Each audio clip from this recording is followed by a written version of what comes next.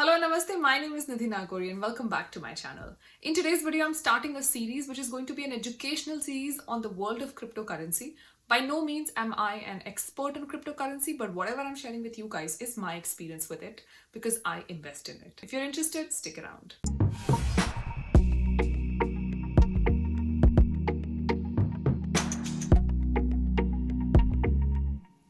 Alright, so the first question that I think most of us have is what is cryptocurrency?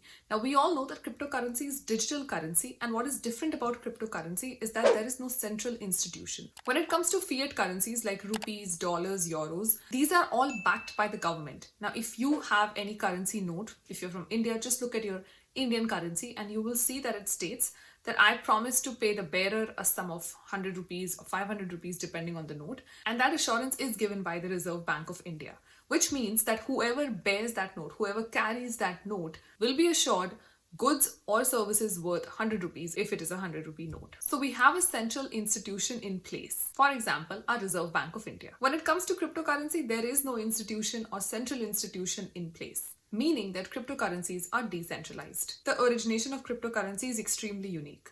When the 2008 financial crisis hit, a lot of people suddenly kind of lost trust on these big banks and big companies. When it comes to fiat currencies like rupees and dollars, there is a central bank that is validating all the transactions. So whether you are buying anything or selling anything, all of that is validated by the central bank. After the 2008 financial crisis, people wanted an option where there is no regulatory authority involved in middle. And that's how cryptocurrencies came into being. The idea of having something like a cryptocurrency was floating around for pretty long, but it was truly the financial crisis that was the trigger.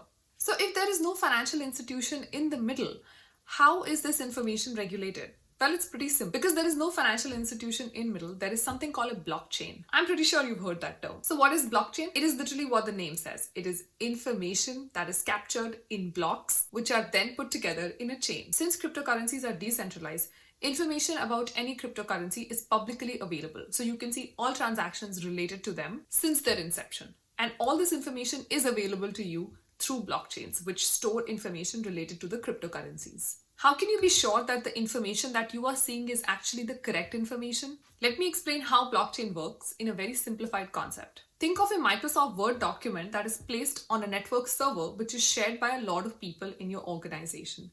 Imagine that that server is used by people who are in different countries, but the Microsoft document is the same. So if somebody in India updates that Microsoft document and ensures that those updates are posted in the network itself, people accessing the network from United States, Africa, Europe, Australia, or any other country will be able to see the same changes in the Microsoft document. That's exactly how blockchain works.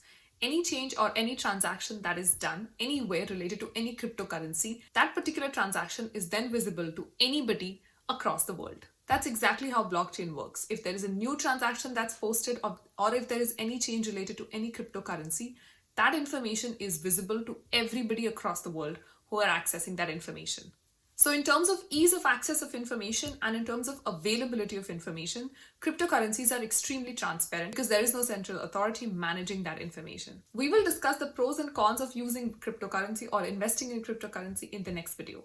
Today, let me answer some basic questions that a lot of you have asked me. The most asked question is, isn't cryptocurrency illegal in India?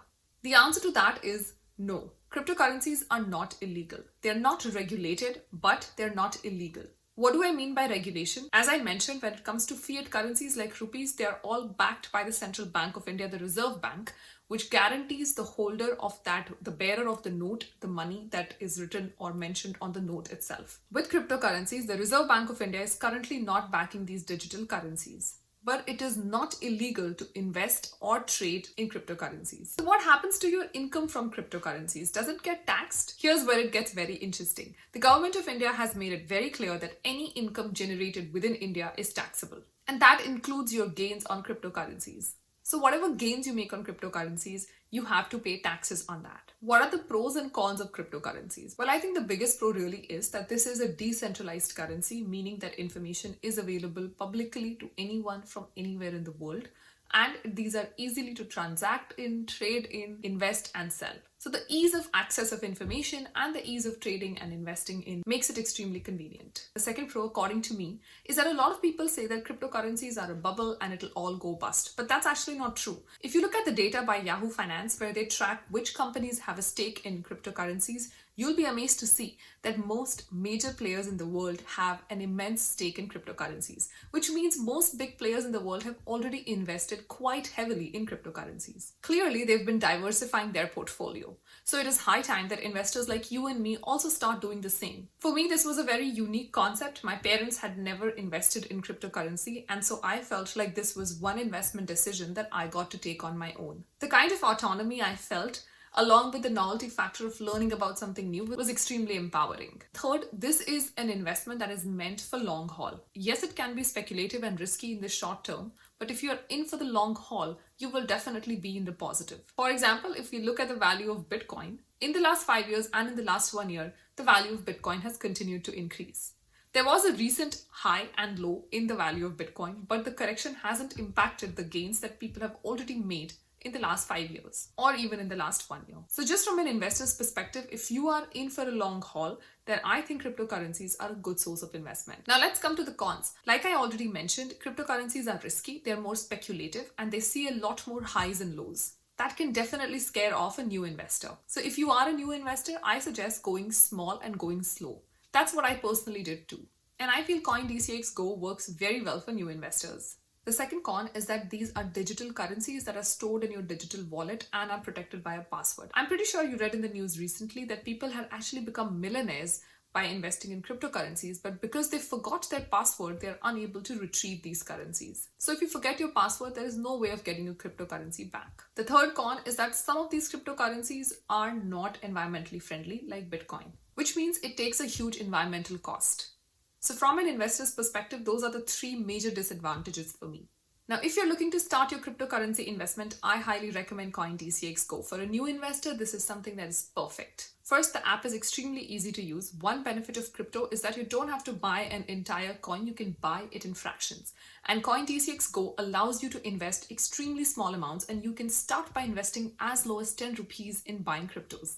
Second, your money is extremely safe because all the funds are backed by a financial custodian. So if you're starting your crypto journey, start it with CoinDCX Go. In the coming videos, we'll talk about different coins and more details about cryptocurrency. I hope you enjoyed this video. If you did, then please let me know in the comments what are your questions about cryptocurrency as well. And I will see you in the next video. Until then, please make sure you take care of yourself. Stay safe. Namaste.